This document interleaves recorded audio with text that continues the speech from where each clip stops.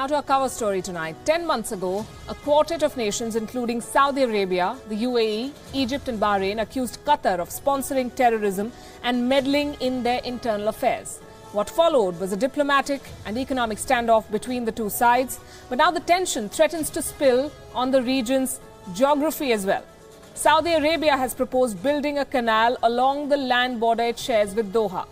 What it will do is turn an entire country into an island. Let me explain to you how that is going to happen. Saudi Arabia and Qatar, we can tell you, share a 60-kilometer long border. This is the border that the two countries share, and this distance is 60 kilometers. This border is the only link, as you can see, between the Qatar Peninsula, this is the Qatar Peninsula, and the mainland Gulf nations. If Saudi Arabia turns this border along here into a canal, it effectively cuts Qatar off the landmass. And we'll show you how that is going to happen. That's how the proposed Salwa Canal, as it's going to be called, will turn Qatar into an island. Take a look at this. Now, Qatar is an island if this plan goes through.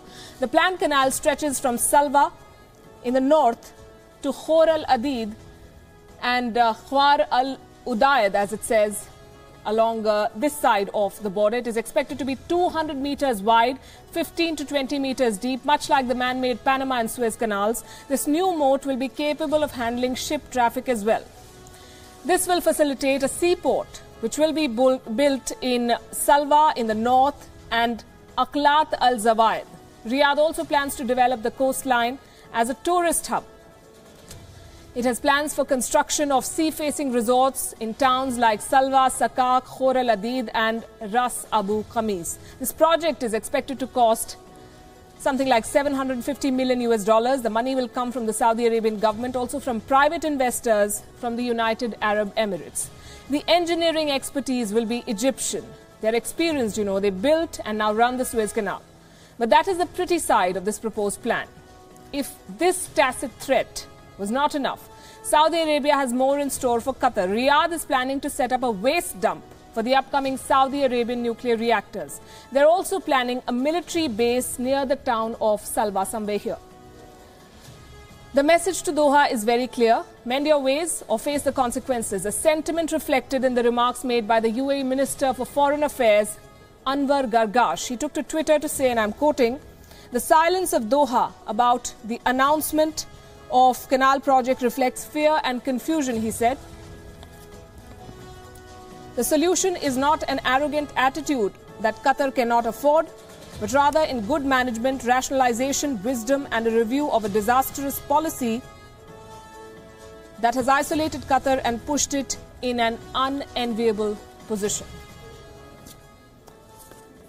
The next obvious question is, how much of this can impact Doha? Qatar, as we know, is an affluent nation. It has managed to elude major economic turbulence even in the face of tough sanctions. So much so that even the International Monetary Fund, the IMF, was forced to observe that the direct economic and financial impact of the diplomatic rift between Qatar and some of these other Gulf countries in the region is fading. Qatar is not feeling the pinch. The land border between Qatar and Saudi Arabia is blocked, meaning there is no movement of supplies to Doha, which has prompted Qatar to strengthen ties with countries like Oman, Iran and Turkey. This keeps a steady inflow of essential commodities into the country. So will the proposed canal hit Doha where it hurts the most? We're not too sure of that. What we can tell you is that the timing of this proposal is interesting. Consider the sequence of events. The Saudi Crown Prince, Mohammed bin Salman, visits the US. He spends 3 weeks in the US. He meets the American president, whose most preposterous election promise was building a wall to block the Mexicans. We'll come to that in a bit. First, let's listen in to what the prince said about his meeting with Donald Trump. Thank you, Mr. President. Actually, the relation between Saudi Arabia and the rest of America, it's an old relation. We are the oldest ally of the rest of America and the Middle East. Right. More than 80 years of alliance and big interest, politically, economically, and security. The prince talks of alignment between the two nations, political and social. But clearly, there was another kind of concurrence as well, the idea of isolating neighbors. Who knows? The Crown Prince may have taken a leaf out of Donald Trump's book, but he may want to look at Trump's record as well. The much-hyped wall is actually a fence. Donald Trump said that he will make Mexico pay for it. That's not happening. Neither the Mexican government nor the American Congress has agreed to fund this bizarre plan. But after much back and forth, the Democrats relented. So essentially, the American taxpayer is funding the Donald Trump wall along the Mexican border. $1.6 billion have been sanctioned for some new construction along the border. Conservative estimates say that it will take almost $25 billion to fence the 3,000-kilometer long border with Mexico. But President Trump's position has also been changing, like on all other issues, flip-flops on the wall as well. From the initial proposal of a monolithic wall, which was supposed to be 30 feet high, the plan now calls for a modest 1,000-kilometer-long barrier, which will be a mix of fencing and walls. It seems the American president's grand plans hit a wall. And while the U.S. may be seriously rethinking the feasibility of this wall, Saudi Arabia is planning to make its vision a reality. Experts estimate that the Salwa Canal project will cost a fraction of what America plans, and it will be built within a year. But talking about high-tech borders, few can match the precision and single-mindedness of the Israelis in constructing barriers despite bombs, despite protests, despite international condemnation. The apartheid wall, as it is called, cuts off Palestinian territories from Israeli-occupied regions.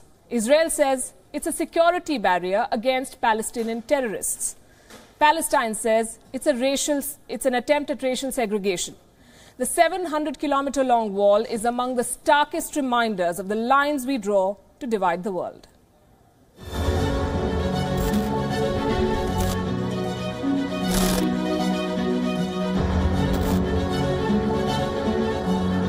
During the Cold War, the Berlin Wall became the most notorious symbol of a wall designed to keep citizens inside boundaries. Erected in 1961 with an aim to control mass exodus from the east to the west, the wall managed to divide the city of Berlin into Russian-controlled East Berlin and West Berlin under the Allies. 3 decades later, the East German government decided to allow its citizens into West Berlin. Hundreds flocked to the wall and brought down what was a physical and ideological barrier between the two sides. While this wall was brought down, another one was in the making. The tension between Israel and Palestine manifested in a physical form when Israel decided to build a wall along its border with Palestine. What was proposed by the Israelis to back security is considered a land grab by Palestine, as the line runs not just along the official border between Israel and the West Bank, but in Palestinian territories too.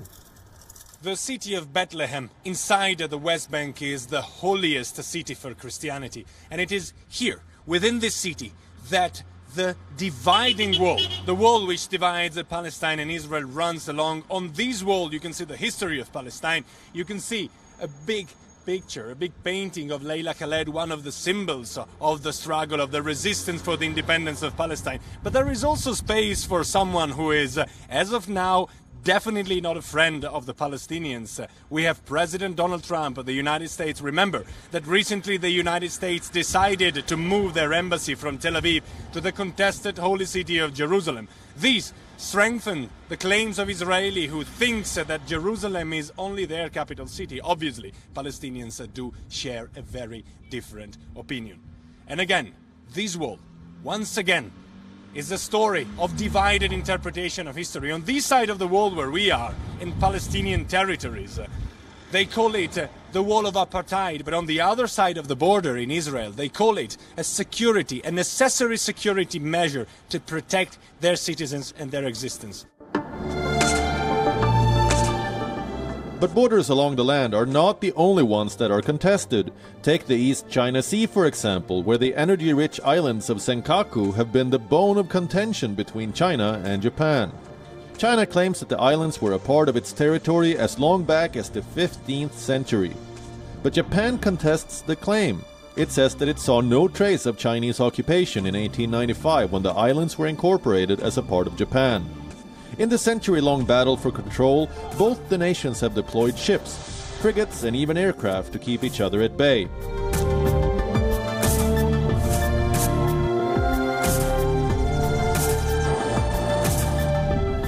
In a world of increasing territorial ambitions, borders are being drawn and redrawn every day. and the ones mentioned here are just a fraction of the world's most worrisome border disputes. Bureau Report, WION. So the United States is doing it, Saudi Arabia is doing it, Israel has already done it, others have tried. What is keeping India from completely isolating its mischievous neighbours, especially Pakistan? Border infiltration remains on the upswing. Pakistan continues to pump terrorists into Indian territory to carry out deadly attacks. Terror launch pads along the line of control in Pakistan continue to thrive. Why shouldn't India then build a wall like the Americans are planning, even a fence? Here's why. First of all, it'll be a colossal exercise. We're talking about making a 3,000-kilometer long stretch impermeable. The India-Pakistan border runs through 4 Indian states. Big ones: Jammu and Kashmir, Punjab, Rajasthan and Gujarat. So you need a concerted political push. The next challenge is the terrain. While the mighty Himalayas separate the two nations in Jammu and Kashmir, there's a Thar desert in western Rajasthan that forms a natural partition between India and Pakistan. So that makes it extremely difficult, if not impossible, to erect a wall along this border. So what will India do? Will it do nothing? It has in fact come up with a second best alternative, taking a leaf out of Israel's book. India is now relying on high-end technology to counter infiltration. The results have been mixed. The use of satellite imagery, deployment of CCTV cameras, thermal imagery, equipping forces with night vision devices and using underground monitoring sensors and laser barriers is how India plans to secure its western border. The situation on the eastern end is relatively better, even though the India-Bangladesh border is considered highly porous, the government of India has been mulling a similar arrangement on the eastern side as well. Relations between the border security forces and the Bangladesh border guard are also at an all-time high. Troops on both sides are helping each other check unverified movement of goods and people along the border. So it's getting better. Experts say this is the best bet for India right now. We do hope they're right.